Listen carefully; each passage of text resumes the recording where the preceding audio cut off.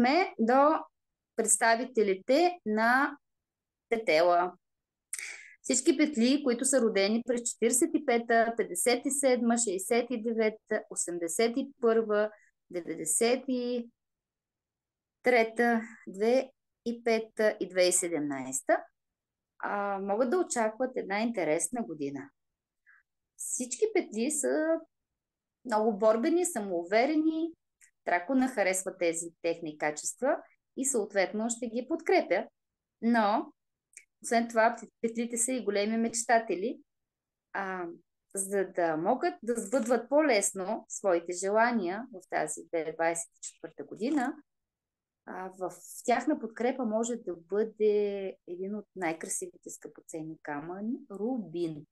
Красивият червен рубин, ако е с вас, вие ще се чувствате още по-стабилни и още по-правилно ще взимате своите решения.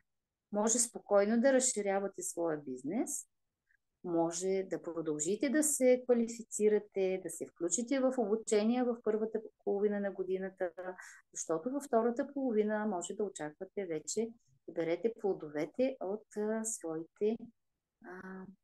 своя опит, от своите предприемачества и всичко, което сте градили, наистина ще бъдете доволни от него, защото ще имате подкрепата на Дракона.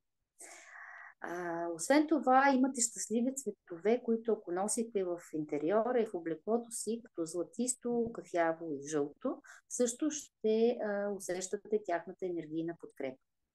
Ако заложите на числата 5, 7, 8, може също да разчитате на късмет.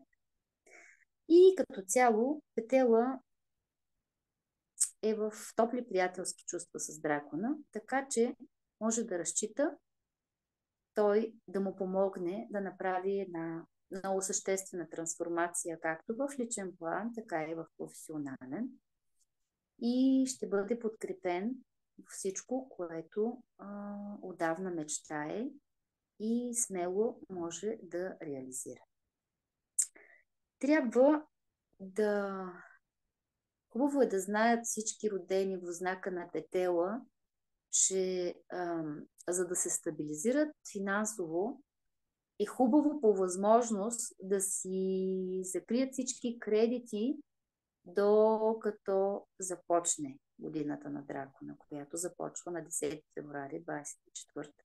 Така че ако имате възможност до края на януари да занулите по-голямата част от вашите задължения, това ще бъде един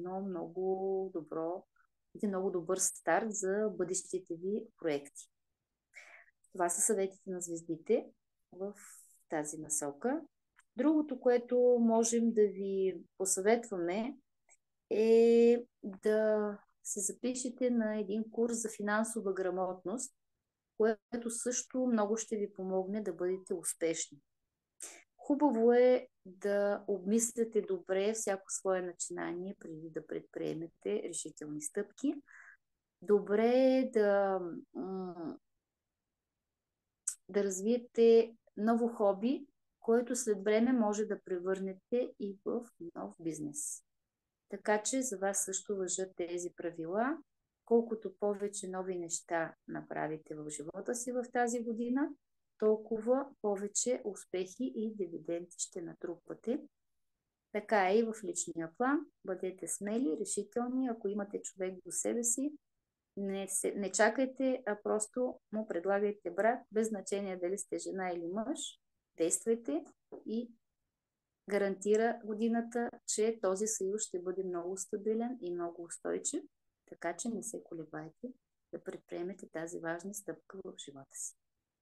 В здравословен план също е добре да наблягате на почивката, защото от прекалената ентусиазираност, от прекалените проекти и забързано ежедневие, може в края на лятото да стигнете до едно изтощение, което да не ви даде възможност да довършите започнатото. Така че при едно правилно балансиране на работа и почивка, когато следвате сигналите на тялото и усетите, че не ви е достиг вашата енергия, то тогава помислете за отпуск, почивка Съчетайте го с интересни пътувания на екзотични, интересни места и това ще ви зареди и обнови вашите сили. Това е за петела.